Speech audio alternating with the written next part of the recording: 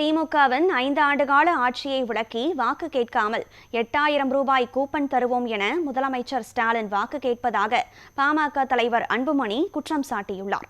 தருமபுரி மாவட்டம் காரிமங்கலம் பகுதியில் நடைபெற்ற பொதுக்கூட்டத்தில் என்டிஏ கூட்டணி சார்பில் போட்டியிடும் அதிமுக வேட்பாளர் KP அன்பழகனை ஆதரித்து அன்புமணி வாக்கு சேகரிப்பில் ஈடுபட்டார்.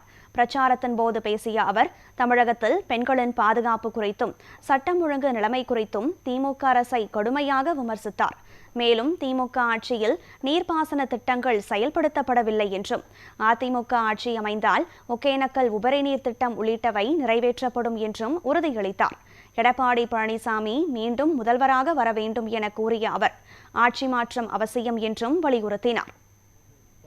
பூமி விவசாயம், நீங்க எல்லாம் விவசாயிகள், 90 விழுக்காடு மக்கள் விவசாயிகள். ஒரு முதலமைச்சர் 5 ஆண்டு காலம் தமிழ்நாட்டு ஆண்ட முதலமைச்சர் எதை சொல்லி வாக்கு கேட்கணும்? 5 ஆண்டு காலம் நான் செய்த சாதனைகளை வச்சு வாக்கு கேட்கணும். அது கேட்கிறாரா? இல்ல. எதை செஞ்சாதானே? எதுவும் இல்ல. அடுத்தது அவர் வச்சு கேட்கிற வாக்குகள்லாம், ஐயோ பிஜேபி வந்துடும், திமுக ஓட்டு போடுங்க, நாங்க உங்களுக்கு 8000 ரூபாய் கூப்பன் தரோம்.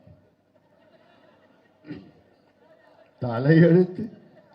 இதை விட ஒரு மானங்கட்டத்தனம் ஏதாவது இருக்குமா? 5 ஆண்டு காலம் உங்களுக்கு ஆட்சி கொடுத்தா கடைசியில கூப்பன்ல வந்து நிற்பீங்க நீங்க. அதுவும் அந்த கூப்பன் என்ன? போலி கூப்பன்.